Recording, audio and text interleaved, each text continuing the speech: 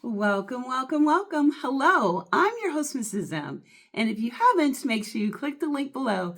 That way you can subscribe to my channel and not miss out on anything you need to scale your business to six figures and beyond. Pow! So I'm so excited to talk about why some people win serious six-figure contracts up to $1 million. Why are they winning the milli? And let's say you've been doing this for years. Even before the changes, you still could not. Even before the changes of 2025, you still couldn't find yourself being able to win a contract. Why is it that we have some people that seem like they can do this effortlessly? They can win a contract and others just can't. So I'm going to give you 5 reasons why and then elaborate on 5 of them in this video. So let's dive right in.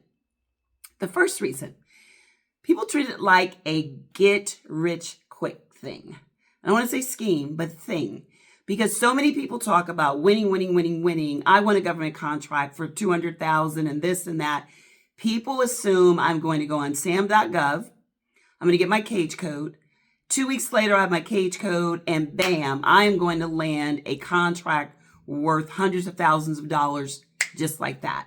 And a lot of times it doesn't happen like that. Even though people may make it seem like it, it really doesn't.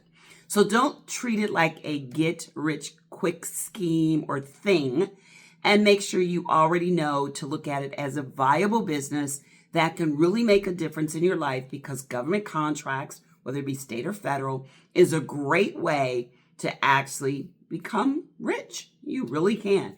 But here's the caveat.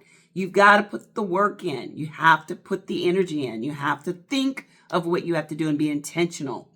So if you're looking at it as a viable business, that's one of the things that I'm going to talk about. Number 2, one of the things that you want to look at is building relationships for years. People that do very well, they build relationships. They look at it like a scaling thing.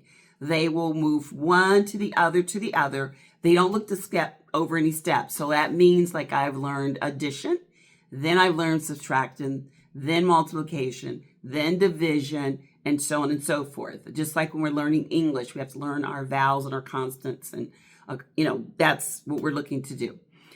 So when you're doing this, that's what you want to do for government contracts. You want to put it all together when it comes to building the relationships, thinking of it as a serious business. The next step is trying to make sure you master the procurement. The process can be quite tricky. So there is a process in a system when it comes to procurement.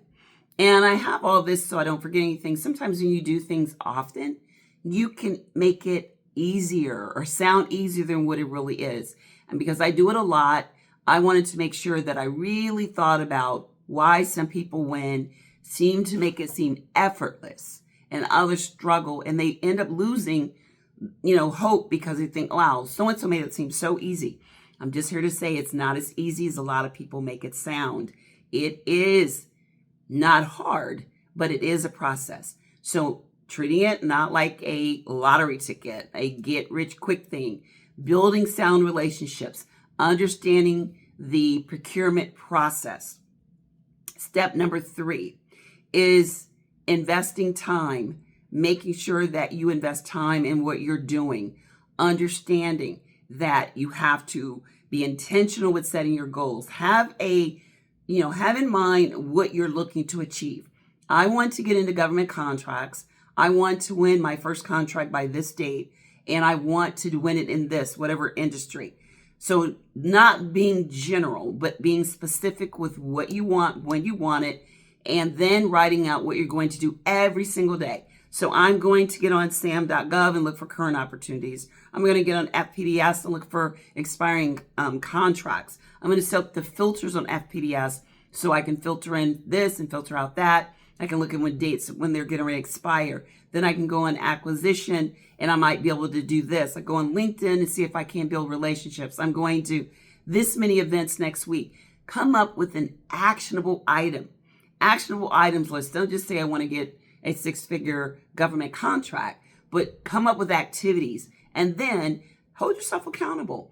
Write down what day you plan on doing this and what day did you do it and then have like a little checklist so you can really see, are you talking the talk and walking the walk, so they both match. That simply means, am I doing what I say I need to do to win this contract?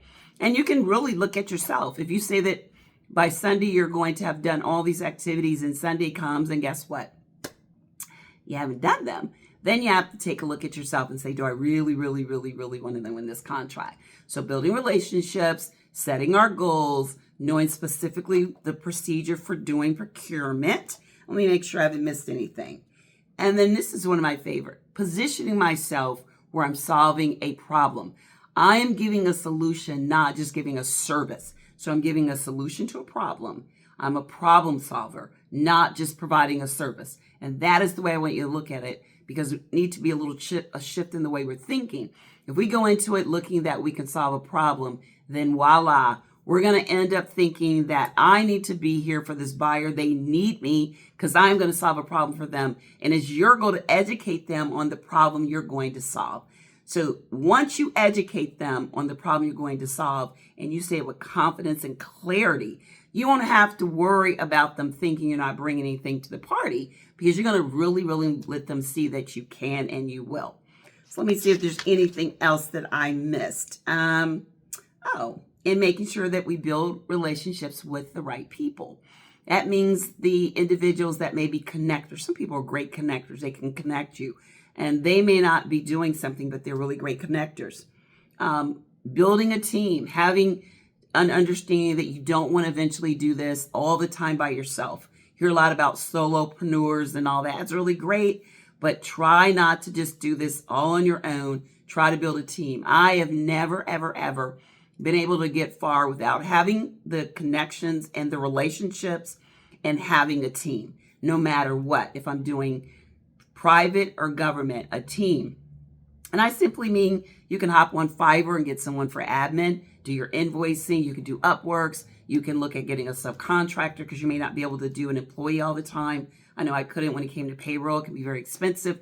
So these are some of the things you can do that will help you look at winning that contract and looking at getting on the track where you could end up having a 7-figure business. But we're going to start with the 6. And we just want to win that first contract. So if you want to learn more on what you can do step by step, then make sure you sign up for my GovCon Lunch and Learn. I give you a free weekly, around 30, 40 minutes, all about some things you can implement, whether it be state contracts, federal, disaster recovery, all of that and much more. Really, really short, to the point, but I love to give that to you once a week. That way you can start implementing some things. So sign up in the description. And if you love my channel, make sure that you subscribe, like, share, all of that. That's my goal, to make sure that we're doing what we need to do to get you where you want to get to. So until next time, be safe and take care. Bye-bye.